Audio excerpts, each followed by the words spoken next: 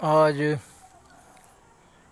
14 नवंबर है, वर्ष 2025। भारत के प्रथम प्रधानमंत्री पंडित जवाहरलाल नेहरू का जन्म दिवस है और ये मथुरा क्षेत्र में डॉक्टर रमेश चंद्र शर्मा स्मारक सूर्य एवं सेवा संस्थान के तत्वाधान में इसे जयसिंहपुरा क्षेत्र में सेलिब्रेट किया जा रहा है। यहाँ जो विषय रखा गया है ये खुला मंच है, क्योंकि मौजूदा सरकार ने सत्ता में आने से पहले नेहरू के पूर्वज गंगाधर नेहरू को गयासुद्दीन बनाने की जो कोशिश की है उस पर एक खुलासा है। और आप सबको ये जानकर हैरानी होगी कि गंगाधर नेहरू थे, वो गयासुद्दीन गाजी नहीं थे। और उसका जो प्रमाण है वो मथुरा से मिलता है। कैसे मिलता है ये हम आपको अभी बताएंगे।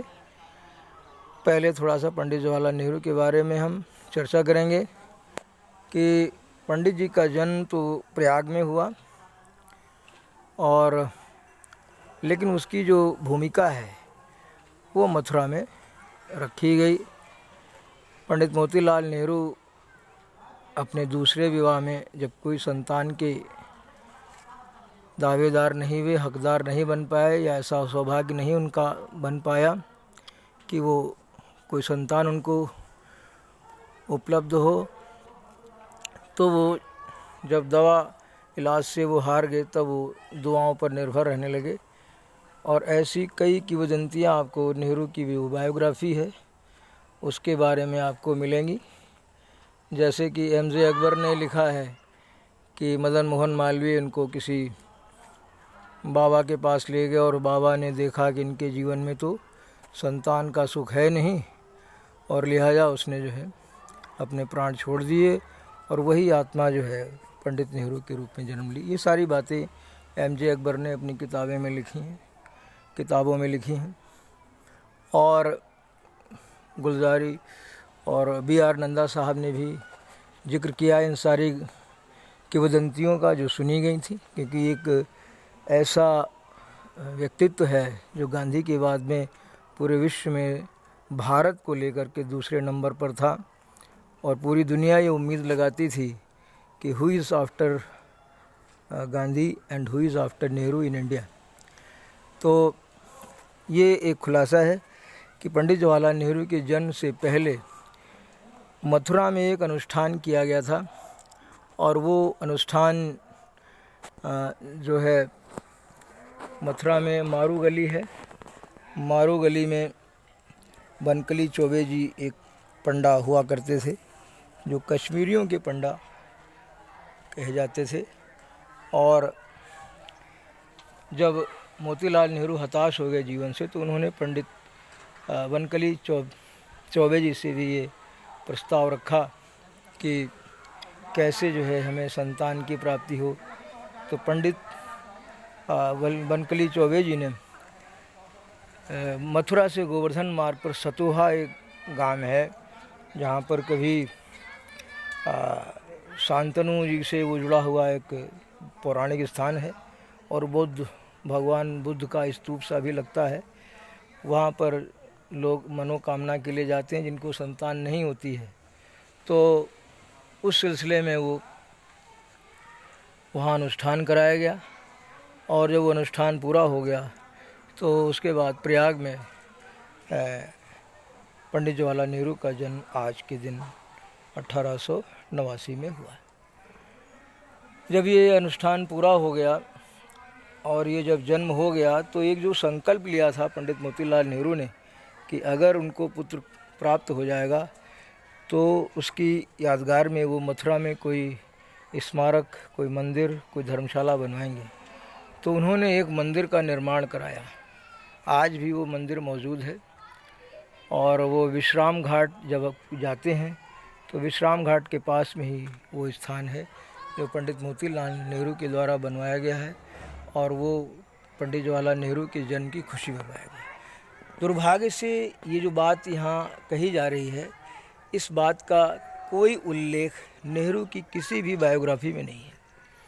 बड़े बड़े लोगों ने बड़ी बड़ी किताबें लिखी, विदेशी लेखकों ने लिखी, पूरा रिसर्च करके लिखा, लेकिन पता नहीं क्या बात हुई कि ये जो प्रसंग है मथुरा का, पंडित जवाहरलाल नेहरू के जीवन का, उनके जन्म का, वो क्यों अछूता रह गया।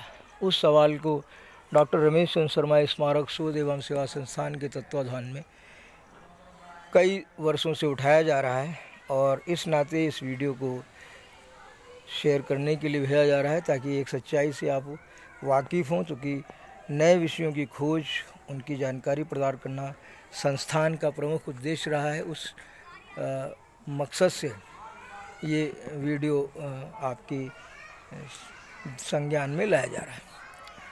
तो 1857 की अगर हम बात करें, ये तो पंडित जवाहरलाल नेहरू के जन्म की बात रही और उसका जो एक बहुत बड़ा ब्लैक होल है वो भी आपके सामने रखा गया।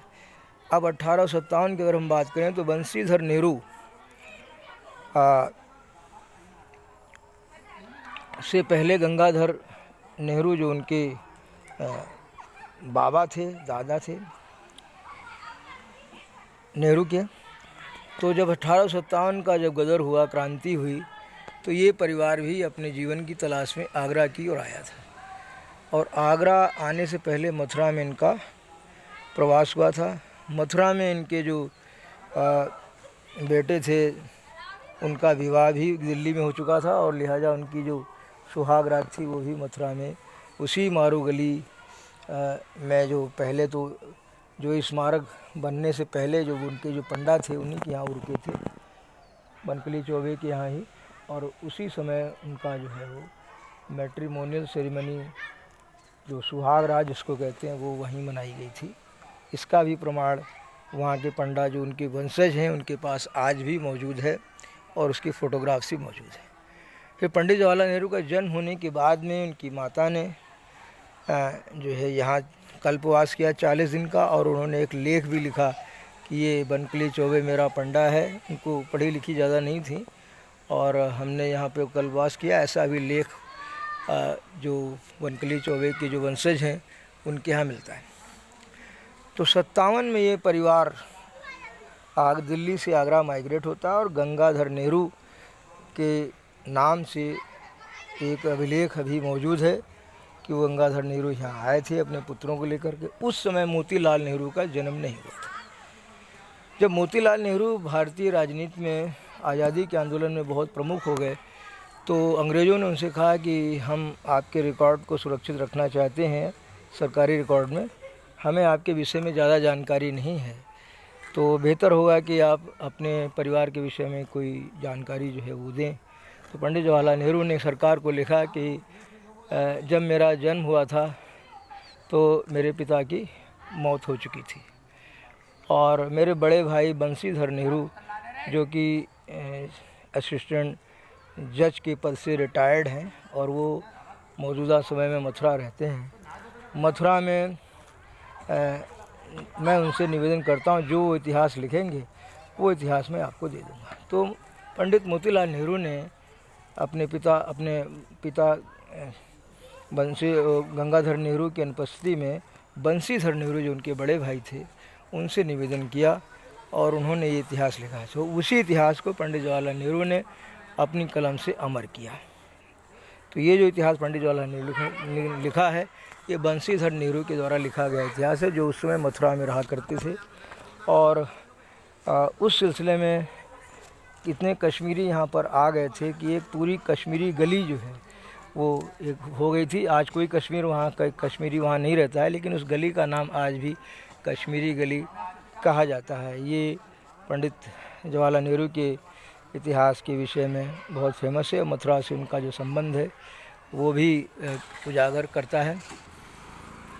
तो गंगाधर नेहरू की अनुपस्थिति, क्योंकि वो तो बहुत जल्दी ही 57 की क्रांति के बाद में वही एक्सपायर हो गए थे और उनके जो बेटे थे बंशीधर नेहरू उन्होंने परिवार का पालन पोषण किया।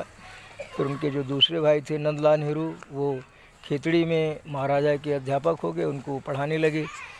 और उसके बाद में इनका जो बचपना है मोतीलाल नेहरू का वो इन्हीं दोनों भाइयों के सानिध्य में बीता था। पिता का तो इन्होंने मुँह नहीं देखा था क्योंकि जब उनकी मृत्यु हुई तब ये गर्भ में थे। ये एक अनूठा इतिहास है नेहरू परिवार का, और जिसका मथुरा से इतना गहरा ताल्लुक़ है कि प्रयाग बहुत पीछे छूट जाता है। अब यहाँ डॉक्टर रमेश चंद्र शर्मा स्मारक शोध एवं संस्थान की ओर से मैं सवाल उठाता हूँ कि इतना गहरा इतिहास होने के बाद में और इतने बड़े परिवार का इतिहास होने के बावजूद मथुरा में इसका प्रचार प्रसार क्यों नहीं किया गया। पंडित जवाहरलाल नेहरू स्वयं अपने समय में यहाँ कई बार आए, लेकिन उन्होंने भी इसका भी कोई ज़्यादा उल्लेख नहीं किया। इंदिरा गांधी हाँ ऑफ कोर्स वो बहुत लगाव रखती थी, और उन्होंने संजय गांधी को वो जो मारू गली की जो धर्मशाला जो पंडित मोतीलाल नेहरू ने बनवाई थी, पंडित जवाहरलाल नेहरू की स्मृति में जन्म की स्मृति में जो मंदिर बनवाया था, उसके लिए उन्होंने अपने मुंशी को जो है वो नियुक्त किया था। तो उस धर्मशाला के लिए श्रीमती इंदिरा गांधी ने संजय गांधी को कुछ धनराशि दे करके उसकी मरम्मत के लिए ज़रूर कहा था, लेकिन फिर वो कहाँ धनराशि गई और क्या हुआ इसका पता नहीं चला। और वो धर्मशाला आज भी वो खंडहर है या खंडहर बनती जा रही है, कोई उसकी देखभाल करने वाला नहीं। ये दूसरा एक कारुणिक पक्ष है नेहरू परिवार का जो मथुरा में देखने मिलता है। अब प्रयाग में भी उनका स्मारक है, आनंद भवन है, उसकी भी कहानी है। दिल्ली में तो पता नहीं क्या क्या हो गया नेहरू के नाम से, उस पूरे स्मारक को Nehru memorial museum and library को पूरी तरीके से छीन लिया गया, प्रधानमंत्रियों के नाम कर दिया गया। ये सब इसलिए किया गया क्योंकि नेहरू का जो व्यक्तित्व था इतना विराट था कि उसके आगे अब तक कोई प्रधानमंत्री बढ़ नहीं पाया। उस व्यक्तित्व की छाया में, उसके छाते के नीचे आश्रय पाने के लिए सभी प्रधानमंत्रियों ने शरण ली और उस स्मारक को प्रधानमंत्री संग्रहालय के नाम से घोषित कराया। बहरहाल यहाँ वो विषय नहीं है, यहाँ विषय है कि पंडित जवाहरलाल नेहरू के बारे में जो ये अज्ञात तथ्य हैं, जो लिखे नहीं गए, लिपिबद्ध नहीं किए गए, लेकिन वो देश के लिए बहुत महत्वपूर्ण है। तो क्या ऐसा नहीं हो सकता है कि जैसे प्रयाग में स्मारक है नेहरू के जन्म का, जैसे कि दिल्ली में स्मारक है नेहरू के व्यक्तित्व कृतित्व का, वैसा ही कोई संग्रहालय मथुरा में बने। ये मैं अपील मौजूदा सरकार से करता हूँ, नेहरू परिवार से भी करता हूँ। संस्थान के पास तो इतनी व्यवस्था नहीं है, नहीं तो संस्थान स्वयं ही जिम्मेदारी लेता। और बहुत सारे रिकॉर्ड अभी मौजूद हैं नेहरू के मथुरा में। नेहरू के कई ऐसे पत्र हैं जो इन्होंने अपने जान पहचान वालों को लिखे थे, जैसे कि यहाँ के जो सांसद थे उनसे उनका बहुत अच्छा संबंध था और उनको भी उन्होंने कई पत्र लिखे हैं। तो वो सारी बातें अगर यहाँ पर हम रखें तो एक अच्छा संग्रहालय और पुस्तकालय नेहरू के नाम से मथुरा में बन सकता है। इन शब्दों के साथ में इस वीडियो को मैं यहाँ पर आपके समक्ष प्रस्तुत कर रहा हूँ और हमें उम्मीद है इसे लाइक और शेयर करके आप जन जन तक पहुँचाएंगे। जय हिंद, जय भारत।